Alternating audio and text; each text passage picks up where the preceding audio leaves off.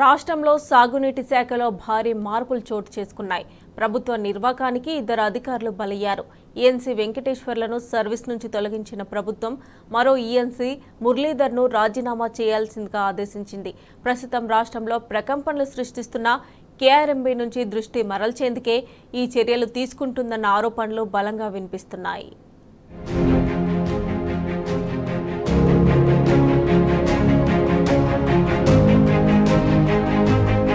రాష్ట్ర సాగునీటి శాఖలో కేఆర్ఎంబీ అంశం ప్రకంపనలు సృష్టిస్తోంది. ఒకవైపు ప్రజలు ప్రతిపక్షాల నుంచి కేఆర్ఎంబీపై ప్రశ్నల వర్షం కురుస్తుంటే ఏం చేయాలో తెలియని ప్రభుత్వం సాగునీటి శాఖలో పనిచేసే ఈఎన్సీలపై తన ప్రతాపాన్ని చూపెట్టింది. నీటిపారుదల శాఖలోని ఇద్దరు ఇంజనీరింగ్ చీఫ్లపై చర్యలకు ప్రభుత్వం సిద్ధమైంది.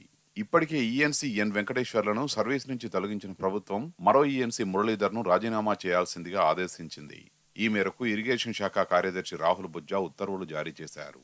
మేడిగడ్డ బరాజుపై నిపుణులు ఇచ్చిన కమిటీ నివేదిక ఆధారంగా ఈ చర్యలు తీసుకున్నట్టు తెలిపారు.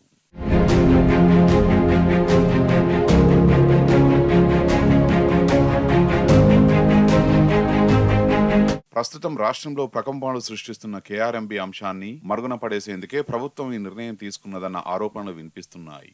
సాగునీటి ప్రాజెక్టుల నిర్వహణను కేంద్ర ప్రభుత్వానికి అప్పగించేందుకు కాంగ్రెస్ ప్రభుత్వం ఇటీవల ఒప్పుకున్న సంగతి తెలిసిందే.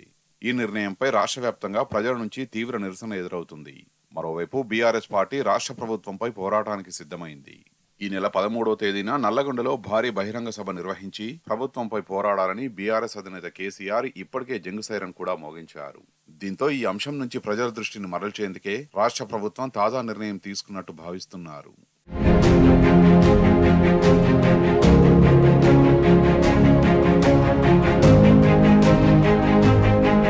వాస్తవానికి మేడిగడ్డ బరాజ్ కుంగినప్పటి నుంచి కాంగ్రెస్ పార్టీ ఈఎన్సీలపై తీవ్ర ఆరోపణలు చేసింది. తాము అధికారంలోకి రాగానే చర్యలు తీసుకుంటామని ప్రకటించింది. అయితే ప్రభుత్వం ఏర్పాటైన తర్వాత చర్యలు తీసుకోకుండా మీనవేషాలు లెక్కించింది. తీరా ఇప్పుడు ప్రాజెక్టుల అప్పగింతపై తీవ్ర వ్యతిరేకత వచ్చిన తర్వాత ఈఎన్సీలపై చర్యలు తీసుకుంటున్నట్టు విమర్శలు వస్తున్నాయి.